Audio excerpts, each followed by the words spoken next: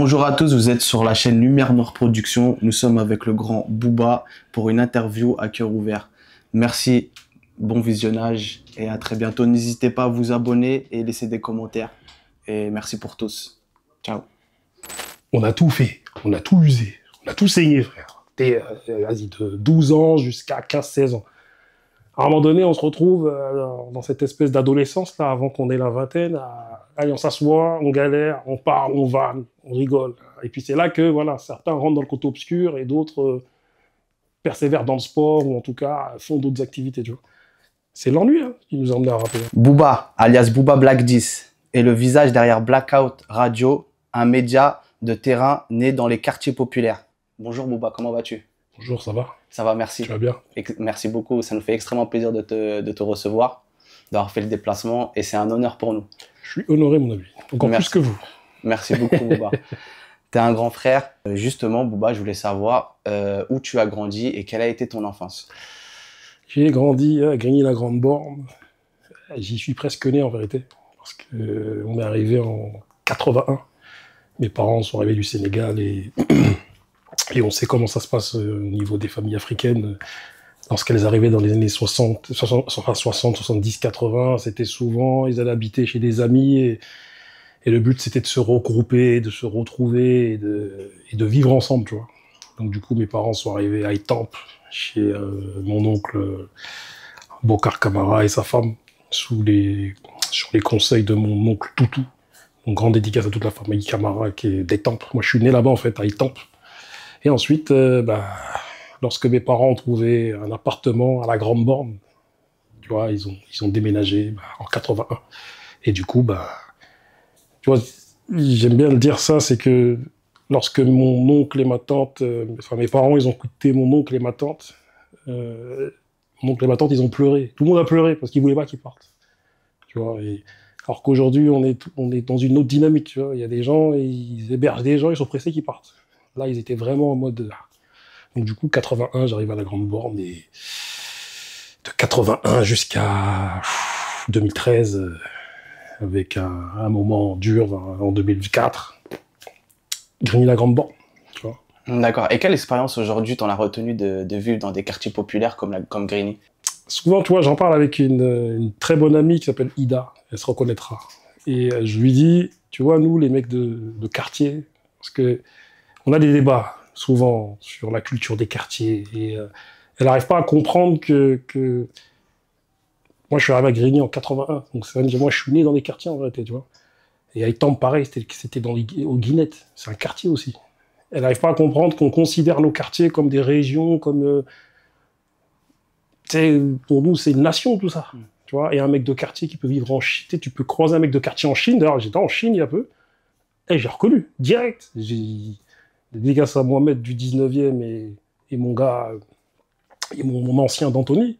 Et on s'est vu, on s'est reconnu tout de suite. Ils ont juste eu à parler pour que je capte que c'était des mecs de quartier. Et du coup, voilà. Bien sûr que les quartiers sont situés dans des zones défavorisées.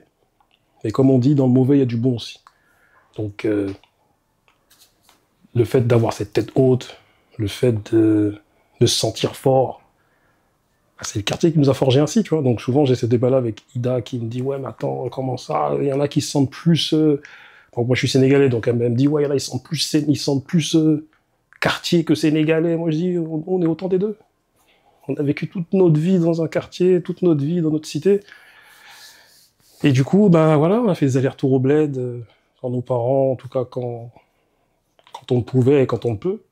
En vérité, notre identité, c'est le quartier. Exactement. Et tu penses que, Booba, est-ce que c'est un avantage d'avoir grandi dans des quartiers ou plutôt un inconvénient? Mon ami, en vérité, là, tu poses une question qui est difficile. On va dire c'est les deux, tu vois. Et on a ce débat-là souvent avec... on a un groupe WhatsApp avec Almami Kanouté, Noumouk, Sidibé, Loufienne, Barberiche, qui encore? Bon, j'oublie des noms. Et du coup, ce groupe s'appelle le Comité des Grands. Et on a fait un thème dans Dis-nous les choses qui, dans ce thème-là, le thème c'était « Faut-il quitter ou rester au quartier ?» Et t'as vu, force est de constater que Tu sais, quand tu arrives au quartier, que t'as mon âge, t'as 44, 45, toute ta génération, elle est partie. Et le peu qui sont restés, c'est leurs enfants qui sont là. Et voilà. Quand tu retournes en arrière, tu te dis, on a eu une belle enfance, avec beaucoup d'innocence, beaucoup de... On a joué, hein. Tu vois, nous, les années 80, 90, on a joué, il n'y avait pas de portable, il n'y avait pas tout ça, tu vois. Mais en vérité, on vivait dans un milieu défavorisé. Donc, on a eu des manquements. Et malheureusement, tu as vu qu'on a grandi dans un milieu défavorisé, proche de grosses métropoles, et proche de bled aussi, où on produit des substances aussi, tu vois, bah, le quartier, il a son côté obscur de la force. Donc, c'est un avantage de grandir dans le quartier parce que on a cultivé, enfin, on a cette culture de la solidarité, cette culture du mélange, du brassage. Et d'être polyvalent. Exactement. Okay. Ah, c'est ça, c'est qu'on est des caméléons, donc des situations où des gens vont vivre mal au travail, harcèlement professionnel. Je dis pas qu'on ne peut pas subir ça, hein, les gens des quartiers. Bien sûr. Mais ayant grandi dans la difficulté depuis qu'on est né, parfois, lorsqu'on est dans des difficultés au travail, pour nous, ça va. Parce qu'on a vu des choses au quartier, tu vois, malheureusement, dû au côté obscur. Mais l'avantage d'être né dans le quartier, c'est les principes et les valeurs. Mais malheureusement, il y a l'autre versant. C'est le côté obscur de la force, les affaires, la délinquance, la violence. Tu vois. Cette violence que nos parents ne nous ont pas transmise, en fait. Parce que nos parents ne nous ont pas dit, quand tu as une embrouille avec des gens, va faire la bagarre, va le planter, va le tuer, va le mettre dans une forêt, va le mettre dans une voiture. Jamais de la vie. Et ça, malheureusement, c'est un mimétisme des gangs aux États-Unis. Exactement. Et justement, en fait, à quelle période t'as voulu te mettre dans le milieu artistique, plus précisément dans le rap? Qu'est-ce qui t'a amené à choisir ce chemin-là? T'as vu, dans les quartiers, en réalité, on vit un ennui anormal. Donc du coup, à un moment donné, quand on a fréquenté les maisons de quartier, on est là. On a tout fait, on a tout usé, on a tout saigné, frère. Vas-y, de 12 ans jusqu'à 15-16 ans. À un moment donné, on se retrouve dans cette espèce d'adolescence, là, avant qu'on ait la vingtaine. Allez, on s'assoit, on galère, on parle, on vanne, on rigole. Et puis c'est là que voilà, certains rentrent dans le côté obscur et d'autres persévèrent dans le sport ou en tout cas font d'autres activités. Tu vois. C'est l'ennui qui nous a emmenés à rapper. Moi, j'ai des gars qui commençaient à rapper. Je les regardais, je disais, ok. Puis à un moment donné, je me suis prêté au jeu parce qu'on s'ennuyait, donc on a commencé à écrire.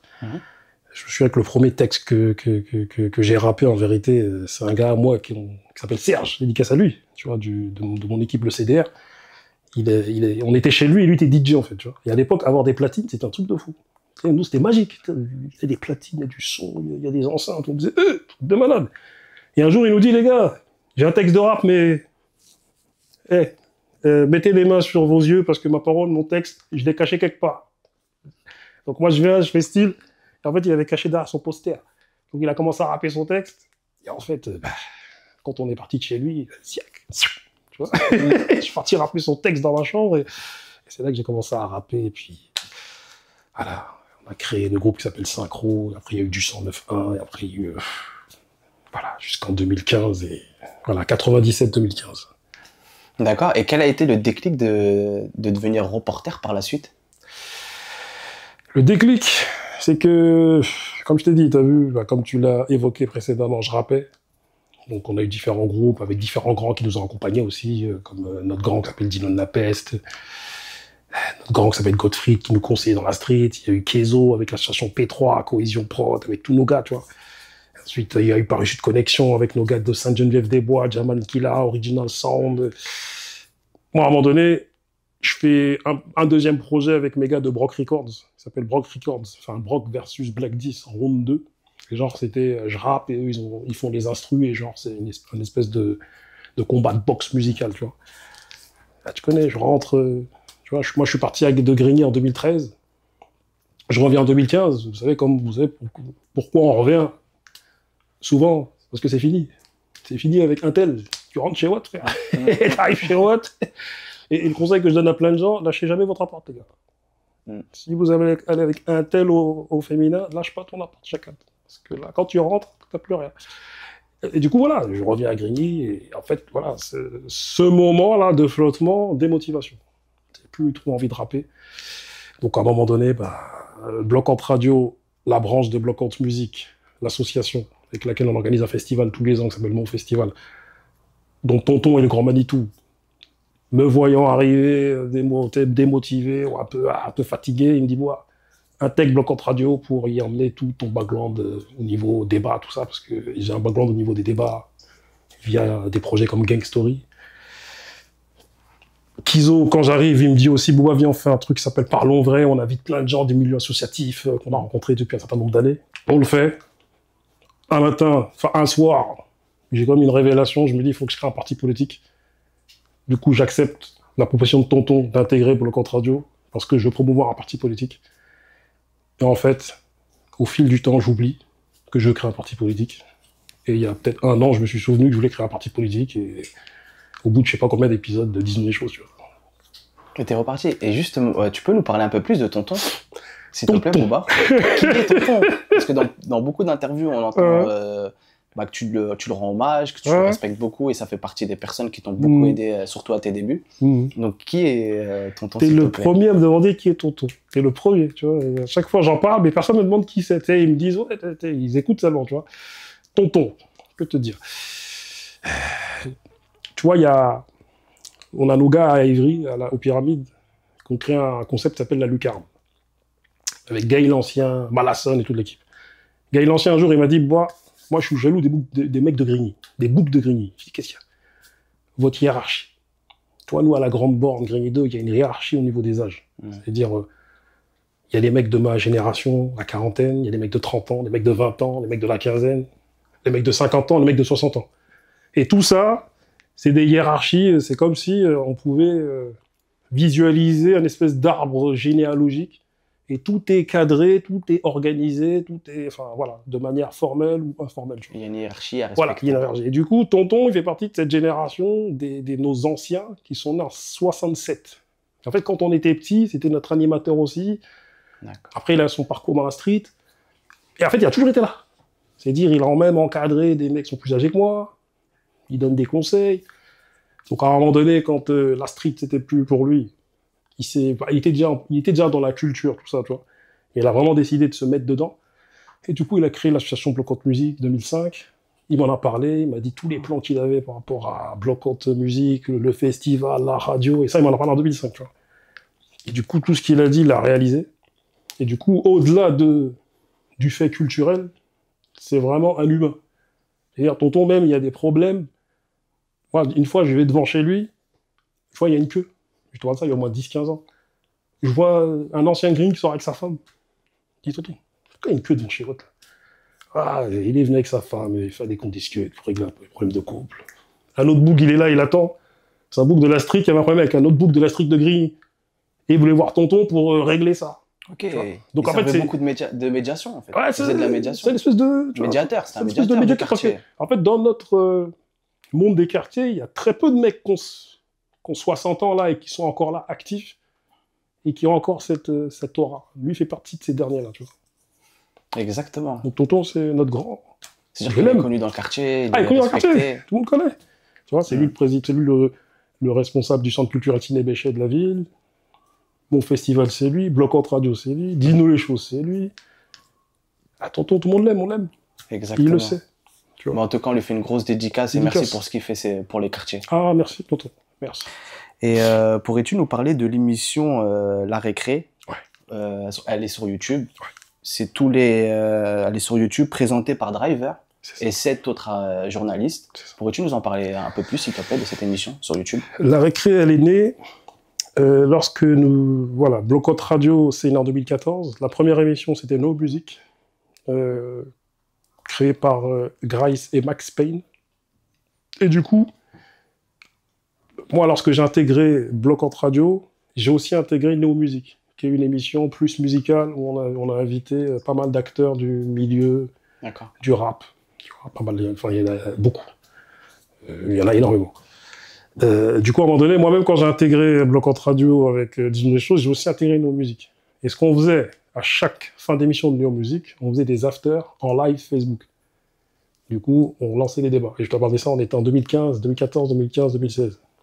Ouais, jusqu'en 2017.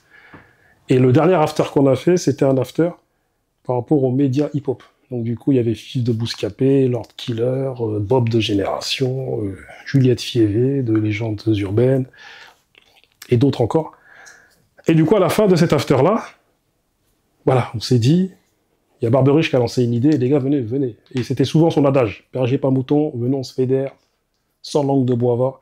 Il a dit, les gars, venez, on crée un concept, on va l'appeler la récré. Et ça, il y a des images de ça en plus. Lorsqu'on discute juste après l'after, on a filmé ce moment où on parle de la récré, on le crée. Donc du coup, la récré est née ce jour-là, on va dire, après un after live Facebook. Donc du coup, on a fait deux pilotes sur ma chaîne étudiante, qui ont pris pas mal à l'époque de Facebook, tu vois. Aujourd'hui, Facebook, c'est considéré pour les vieux, mais avant, c'était un truc de jeunes, tu vois. Du coup, on a eu 2 premiers épisodes qui ont fait 17 ou 20 000 vues. Ensuite, il fallait trouver des partenaires pour nous aider à continuer la récré. On a cherché pendant 2 ans avec Barberich, ouais, de 2017 à 2020, on a cherché. On a traversé vents et marées, jusqu'à ce qu'on trouve des partenaires qui investissent. Et du coup, on a redémarré la récré en 2019. Et on a demandé à Driver de présenter, parce qu'à la base, c'était moi qui présentais, tu vois. Et au vu de son background, au vu de son statut, au vu de sa gentillesse, de son humanité, on a dit, hey, Driver. Voilà, Barberich, il a pensé à Driver. Il a dit, bon, qu'est-ce que tu penses de Driver pour te remplacer pour la présentation? Je dis, gars, il n'y a aucun problème. Quel est l'objectif d'avoir créé cette radio? Tu voulais apporter quelque chose que tu pensais qu'il n'y avait pas dans ce milieu-là, dans les médias traditionnels? Tu penses qu'il manque quelque chose que tu voulais apporter? En fait, c'est pas moi qui l'ai créé, c'est Tonton. D'accord. Ouais, on risque de répéter. Pardon. Mais vous l'avez créé ensemble, on va dire. En fait, il a créé Bloc Entre Radio. Moi, j'ai intégré Bloc Entre Radio après 2 ans de création de Bloc Entre Radio, tu vois. Et du coup, lui, quand il l'avait créé, lorsqu'il a proposé le projet à Grice et Max Payne et qu'il me l'a proposé aussi 2 ans après, lui, il a estimé que les quartiers n'étaient pas bien traités médiatiquement. Il a dit, t'as vu, il y en a marre. Regardez comment il parle des quartiers, regardez, ils ne rentrent pas en profondeur. Ils ne nourrissent que des fantasmes. Il n'y a que ça, fantasmes, mystères. Tu vois, regarde, on est passé de jeunes sauvageons des années 80 aux années 2000, après le 11 septembre 2001, à des terroristes et des radicalisés.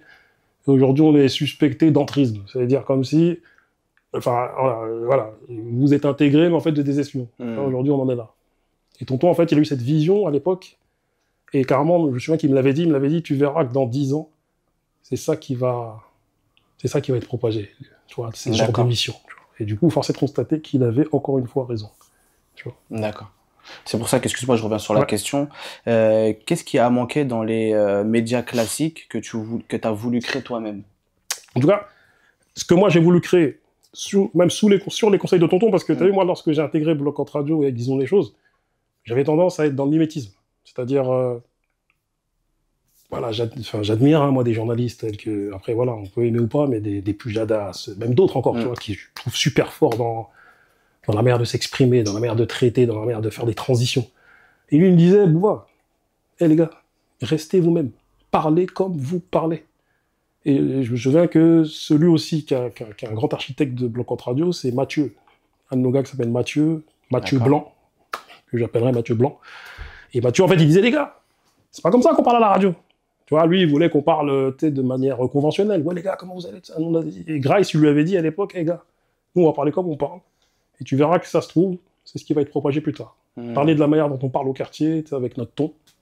Et Barberich aussi, de son côté, pareil, lorsqu'il faisait ses activités avec Urban Hit aussi, était là, naturellement, parler comme on parle là.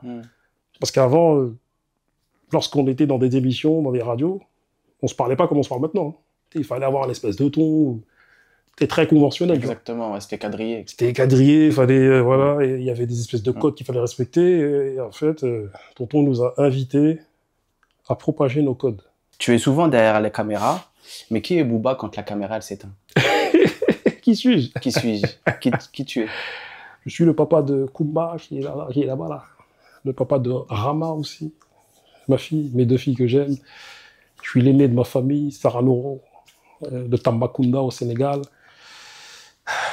Que dire, voilà, je suis... voilà, entrepreneur aussi, on peut dire. Ouais, entrepreneur. Voilà, j'entreprends depuis un certain moment, même dans la musique à l'époque, j'entreprenais parce que lorsque on faisait de la musique, on avait sorti notre projet du 109.1, première approche LEA, EP 6 titres, 500 CD. Je les vendais de main à main dans différentes villes, au quartier. J'allais faire des dépôts-ventes avec mon gars 10 pistes de Brock Records. Je suis dans le milieu associatif depuis 98, dans le milieu du social depuis 2000, dans le milieu des médias depuis 2016. Booba, c'est ça. Et Booba, je voulais te parler d'une interview qui m'a beaucoup... j'ai beaucoup appris aussi par rapport... il y a beaucoup plus d'imams, on va dire, qui prennent la parole sur les réseaux sociaux. Et t'en fais partie aussi, tu as commencé avec l'imam Mehdi, et Alpha 520, et Youv et tout ça. Comment tu as eu l'idée de réunir ces personnes dans ton plateau? Comment j'ai eu l'idée? À un moment donné, tu as vu, je voyais qu'au niveau de l'audience, ça bougeait pas trop. Donc, avec Barberich, on a souvent des discussions. Souvent. On s'appelle, on se voit. Du coup, je lui ai dit, t'as vu, à un moment donné, il va falloir taper du poing sur la table. Donc, j'ai commencé à mettre en place diverses émissions, à contacter divers médias pour qu'on puisse créer une espèce de synergie entre médias aussi. Donc, j'ai contacté les mecs de Camos Productions, les mecs de Parole Véritable, les mecs de Grace TV, c'est notre gars. Voilà, il y a le CSA Raposphère qui s'est créé pendant que je réunissais un peu tout le monde, les mecs de Starting Block. Et je me suis dit à un moment donné, vas-y, il faut creuser, il faut trouver la formule pour intéresser plus les gens. À un moment donné, je fais une émission avec des avocats. Mbeko Taboula, mon cousin Alassane Touré, plus un autre de leurs frères. À un moment donné, dans l'une des émissions, Mbeko Taboula, il défie Alpha 520. Oui, je défie Alpha 520, voilà, afin qu'on crée une société où on va acheter des terres en Afrique. La capsule, je la prends, je l'envoie à Alpha 520 qui me dit, Bouba, dès que je rentre du Sénégal, on fait cette émission et je lui répondrai. Boum. Donc ça faisait un peu partie aussi de ma stratégie pour que l'audience la stimule un peu et pas la stimuler pour la stimuler, tu vois, surtout avec des messages. Moi, c'est ça mon but. D'accord, tu cherchais un sujet poignant. Voilà, tu vois, qui servira au maximum de personnes. Exactement. Ouais. Donc du coup, à un moment donné, je fais l'émission avec Mbeko, avec Alpha 520 et Youv, parce que Youv, je l'avais contacté auparavant, parce qu'il se trouve que Youv devait faire une émission avec un autre gars à nous, qui pareil a fait 20 ans de prison, mais avec ce jour-là, il m'a mis un plan. Donc du coup, Youv ne devait pas participer à cette émission, en fait. D'accord. Avec Alpha 520 et Mbeko Taboula. Il devait participer à une émission différente. Du coup, il a participé à cette émission, c'est pour ça qu'on a traité différentes thématiques, dont sa thématique qui le touchait le plus, enfin qui lui a été attribuée, c'était un mec de cité, comment dire, la prison était un passage obligatoire pour un mec de cité. Tu vois, moi, j'ai décidé vraiment d'avoir des énoncés qui interpellent, tu vois. Ça peut paraître absurde, mais en tout cas, quoi qu'il en soit, nous, on n'a pas tous les moyens de nos ambitions. Donc, à un moment donné, on ne peut que faire preuve de créativité, ne serait-ce qu'au niveau des énoncés, pour que les gens ils se disent « Ah, c'est quoi ce thème-là ?» Je clique. Mais j'avais jamais vu ça, en plus, c'était le premier. De réunir un imam, des artistes. Ouais, et ensuite, qu'est-ce qui s'est passé?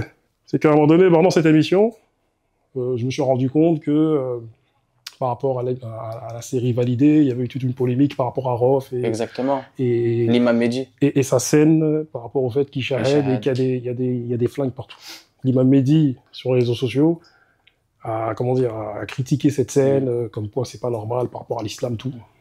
Et moi, je me rends compte, le jour d'avant qu'on enregistre l'émission avec Alpha 520 et Mbeko Youv, que Alpha avait pris parti pour Rof. Donc du coup, moi je suis un petit filou, tu vois. J'ai récupéré ça, et à la fin de l'émission qu'on a faite avec tous les thèmes, les gros thèmes, j'ai balancé la vidéo dans laquelle Alpha s'exprime et donne son soutien à Rof. Du coup, l'émission sort. Il se trouve que l'imam Mehdi me contacte et me dit j'aime bien la bienveillance qu'il y a sur ton plateau, j'aimerais bien avoir un droit de réponse. C'est là qu'on fait cette émission. Et que je décide aussi de faire une deuxième émission à travers laquelle on va vraiment parler d'un sujet hyper tabou. Pourquoi ce racisme entre certains Noirs et certains Maghrébins dans les quartiers. Et c'est vrai que c'était inédit. Et je sais qu'il y en a plein qui n'auraient pas forcément invité un imam sur un plateau. Et moi, je me suis dit, quitte à... Il n'y a pas mieux qu'un imam en plus. Quitte à faire des émissions, autant prendre les gens à contre-pied et autant aller là où beaucoup n'ont pas pied ou ne veulent pas aller. Booba, comment te définis-tu? Journaliste, créateur de contenu ou militant? Ou peut-être autre? Une vraie question. on va dire, une fusion de tout ça que j'appellerais un homme investi. Après, tu as eu le mot militant aujourd'hui, il a tellement été utilisé que j'ai du mal avec ce mot, même si j'estime que... Mais t'es légitime, Booba.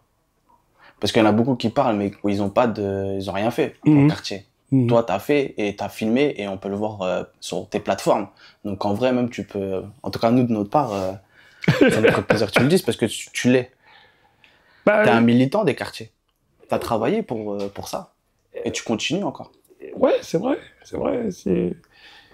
T'es souvent dans les associations, ouais, avec les jeunes. Moi-même, je peux en témoigner que tu m'as beaucoup aidé dans tes paroles, dans tes faits et gestes aussi. Et je tenais à te remercier même publiquement dans ton interview. Merci beaucoup pour ce que tu nous as procuré et ce que tu continues encore à faire aujourd'hui pour nous.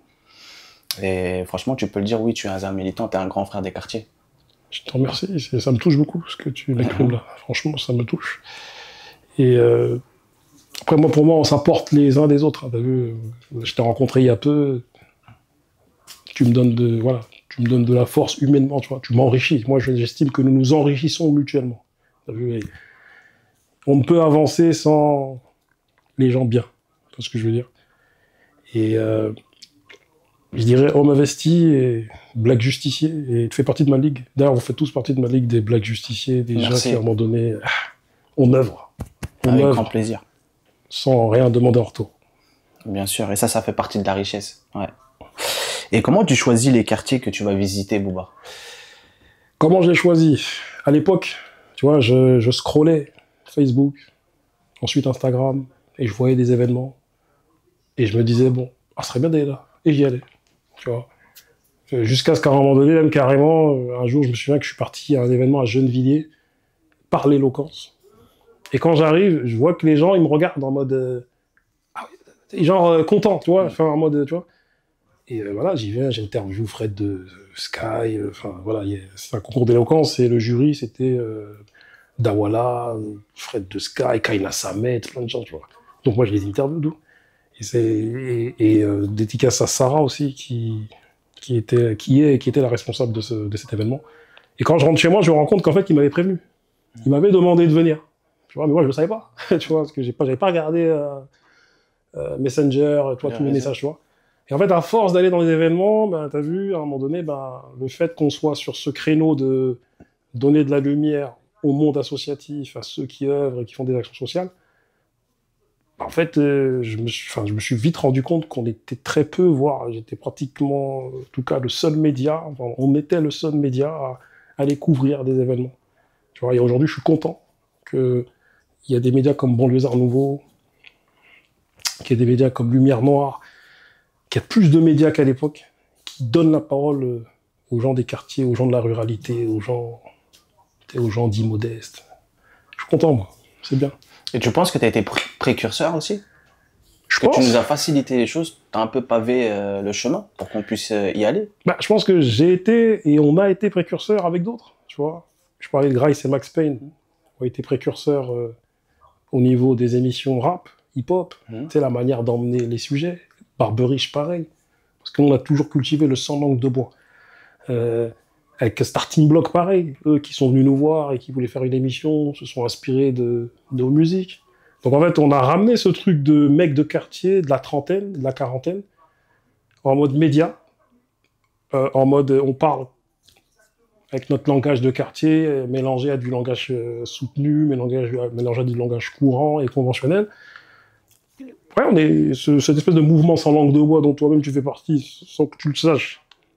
Et ben en fait, nous sommes précurseurs, parce qu'à la base, nos discussions, elles ne sont pas filmées. C'est-à-dire que là, on mène une discussion que normalement on mène dans nos cités. Mais au vu de la manière dont sont médiatisés les quartiers, les gens ne le savent pas, qu'on débat comme ça. Mais avant, on était plus des auditeurs, des spectateurs, que des acteurs du média, en tout cas dans le monde des médias. Et aujourd'hui, on a capté. Un peu démocratiser ce mouvement, un peu, on peut dire, parce qu'à l'époque où tu as commencé, là maintenant, on va dire, c'est propagé, il y a beaucoup de créateurs de contenu qui font des podcasts, des interviews.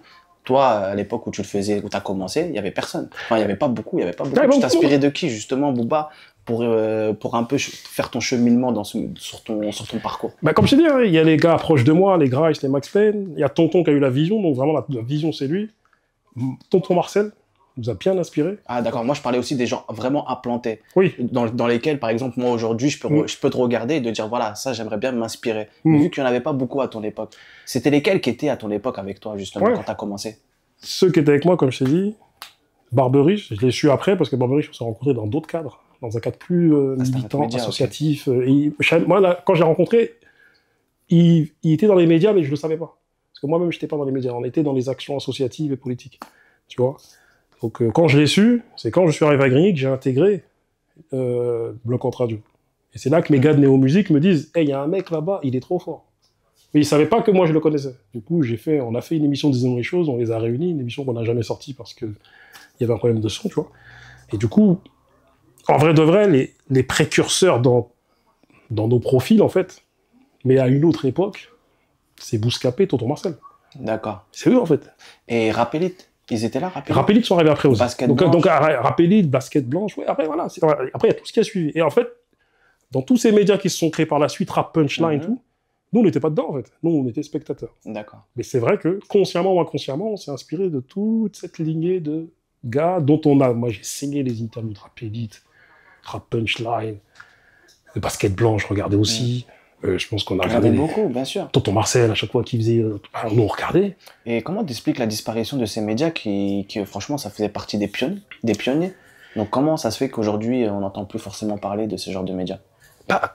Rare, en plus. La conjoncture. T'as vu, ces médias-là, en fait, ce qui se passait, c'était que... il y avait comment dire... c'était à l'époque où les maisons de disques, elles avaient besoin de faire de la promo aussi, dans des médias rap. Et du coup, il y avait un échange de bons procédés. C'est-à-dire que ces médias-là, pour vivre, comment dire, en tout cas pour vivre sur le plan de la ligne éditoriale et pour vivre financièrement, avaient besoin en tout cas d'artistes. Donc, les maisons de disques te passent des artistes, mais à côté, les mecs vendaient du market, c'est-à-dire leur vendaient des espaces publicitaires. Et il se trouve qu'entre-temps, il y a eu toute une flopée de médias qui est née via les réseaux sociaux, Instagram, via Twitter. Et du coup, ça a fragmenté les audiences de ces médias-là. D'accord. Tu vois, il y a Music Feeling qui est né, il y a Weasel qui est le premier aujourd'hui. En termes d'audience, c'est lui le premier. C'est une grande dédicace à lui. Sherman, Booba, grande dédicace à vous. C'est toute l'équipe, tu vois. Et du coup, ça a fragmenté. Donc, il y a eu TikTok aussi. Il y a eu les influenceurs. Donc du coup, les maisons de disques aujourd'hui, qu'est-ce qu'ils se disent? Ils se disent, mais en fait, on n'a plus besoin de passer par ces médias-là pour faire de la promo de nos artistes. On va passer par un influenceur. On va passer par des médias qui se sont créés aussi, qui ont une large audience. Et par, des médias middle, si puis-je dire aussi. Donc c'est pour ça qu'aujourd'hui, Rap Punchline, Rapélite, Bouscapé, ils existent encore, mais... Sur une autre forme? Sous une autre forme. D'accord. C'est moins impactant qu'à l'époque. Parce qu'à l'époque, ils avaient vraiment le monopole. Aujourd'hui, il y a trop de médias aujourd'hui. C'est trop. Booba, est-ce que tu considères ton travail comme du journalisme? Jadis, on avait du mal à se considérer comme des journalistes. En tout cas, à dire qu'on était journalistes. Aujourd'hui, après avoir discuté avec des journalistes diplômés qui m'ont dit et qui m'ont fait comprendre que par rapport à mon travail d'investigation, moi, lorsque je fais une émission, vraiment, je suis comme toi, je me casse la tête à élaborer des bonnes questions, faire des recherches. Je me suis rendu compte aussi qu'il y a un bon nombre de journalistes comme Daniel Mermet, qui a toujours son média, Là-bas si j'y suis, qui a formé Jean-Jacques Bourdin, qui lui est diplômé pour le coup. Le mec n'a pas de diplôme de journaliste. Je me dis aussi que à un moment donné, tu as vu cette mission qu'on a en tant que média, elle nous prend tellement de temps qu'à un moment donné, pour justifier ce temps-là auprès de nos familles, il faut qu'on leur donne une définition de ce que nous faisons. Et du coup, mon oncle, après avoir discuté avec lui, tonton Bolon, Moussa, il m'a dit, mais voilà, ma famille regarde nos émissions. Ils m'ont dit, mais t'es un journaliste, Bouba? T'es un journaliste? C'était quand même quand mon père et mes oncles ont accepté de venir dans Disons les choses, l'émission, qui est d'ailleurs l'émission la plus importante de la chaîne. Mon oncle m'a dit, mais nous, tu fais un travail de journaliste. Tu vois, la manière dont les émissions sont construites, aussi et ça, tu vois. Mais t'as vu, on aura toujours quelque part ce syndrome de l'imposteur parce qu'on se dit qu'on n'a pas fait des études pour. Mais Blanc Radio, c'est une équipe de base où il y a des journalistes qui m'ont donné de nombreux conseils que j'ai suivis. Est-ce que tu peux nous parler aussi de l'émission Disons-nous les choses? C'est quoi la ligne directrice de ce média? Disons-nous les choses, c'est l'émission du média Blanc Radio. On va dire que le concept de cette émission, c'est vraiment donner la parole à ceux qui l'ont peu, voire pas du tout. Le monde associatif, le monde entrepreneurial, les gens issus des quartiers, les gens issus de la ruralité, les papas, les mamans, tu vois, et ils ont extrêmement de choses à exprimer. Et moi, j'estime que nos papas et nos mamans dans les quartiers, c'est eux les vrais super-héros. Quand tu leur poses la question de leur parcours, comment ils sont arrivés en France, et mon gars, c'est un parcours du combattant. On est là en train d'encenser des Spider-Man, des Wolverine, tout ça. Des Scarface. Des Scarface, les gars, nos parents. Nos papas, là, quand ils sont arrivés, ils sont passés par la Sierra Leone, ils sont passés par des mines, chercher de l'or. Entre-temps, après, ils sont arrivés en France, ils ont travaillé, ils ont fait venir des gens, ils ont bâti des choses dans nos pays, ils sont arrivés en France, ils ont envoyé de l'argent là-bas, ils créaient leur famille là.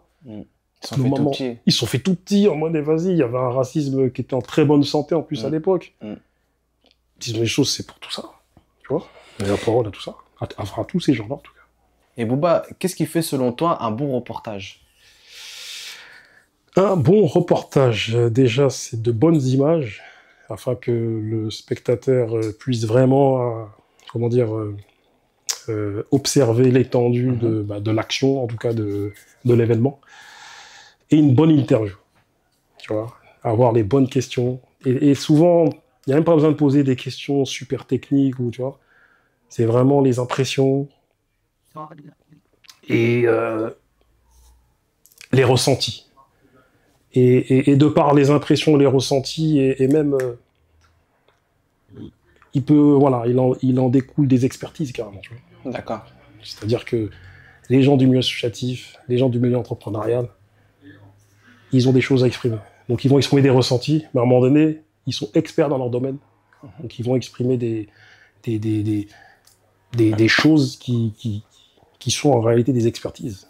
Est-ce que tu ressens une certaine pression à devoir toujours représenter les quartiers?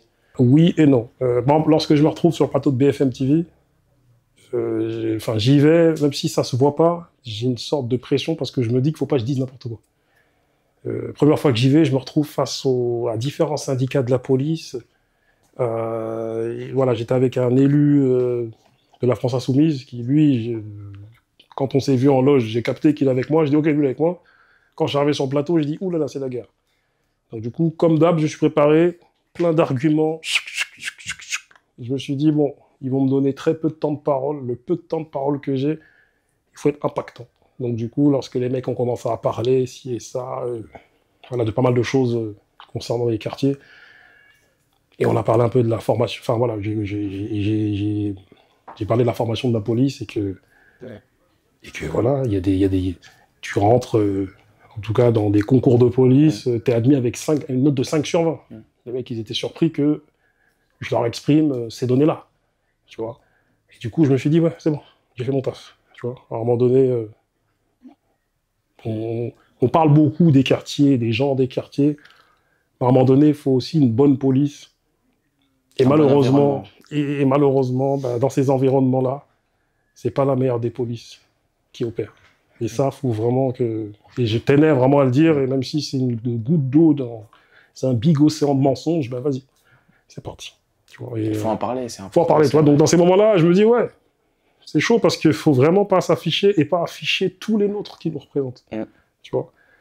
Après, ben voilà, on est issus des quartiers aujourd'hui, ben, lorsqu'on est entre nous, entre personnes issues du même milieu, ça va.